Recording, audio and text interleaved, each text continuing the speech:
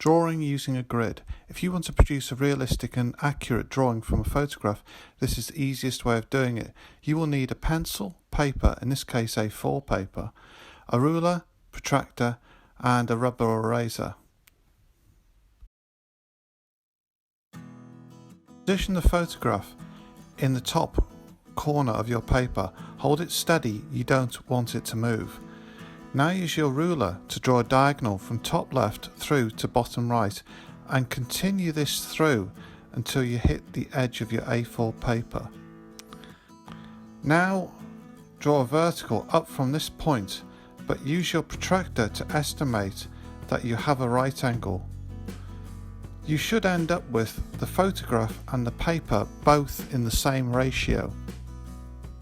Now, on the photograph, draw the corresponding diagonal across in the other direction.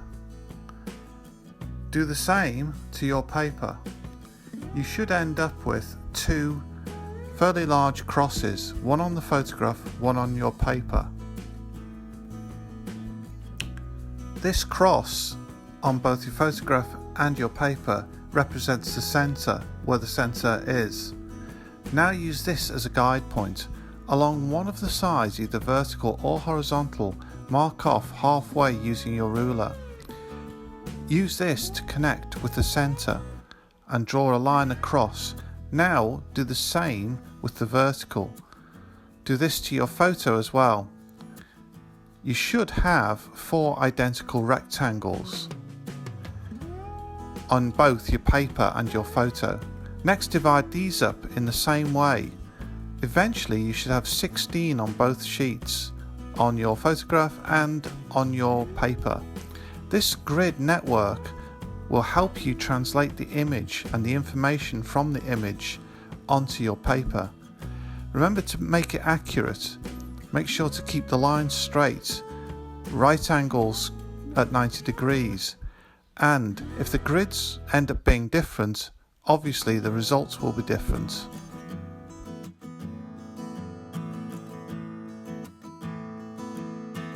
Corner, use the grid lines to gauge the positions of the outline. Draw lightly, don't press too hard. It makes it more difficult to change if you do. Look at where the outline cuts through the grid. Gradually work around the outline, checking its relationship regularly with the grid. Look at angles and shapes. Remember to compare the photograph against your drawing.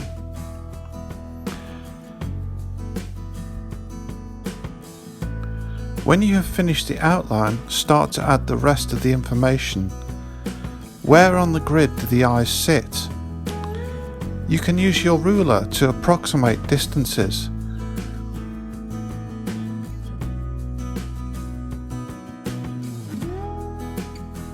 Lastly, you need to add the tones.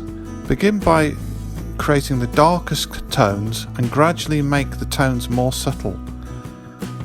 That's all there is to it.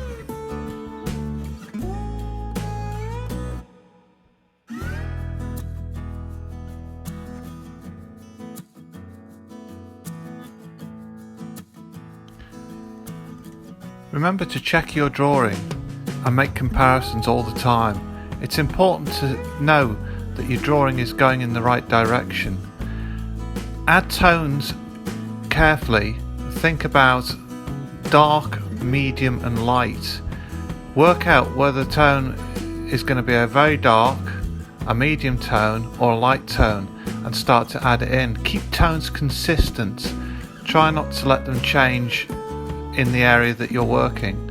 So block in each tone as a separate tone and gradually work around all the different forms of the face, looking for the darkest areas, which are usually around the eyes and underneath the mouth and underneath the jaw, and gradually build up the three-dimensional view of the face.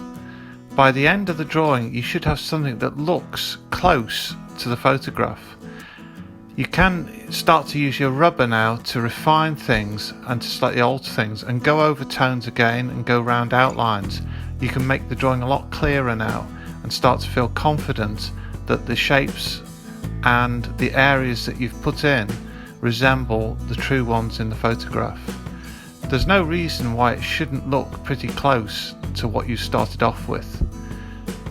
Now as we get towards the end, you'll see the finished result.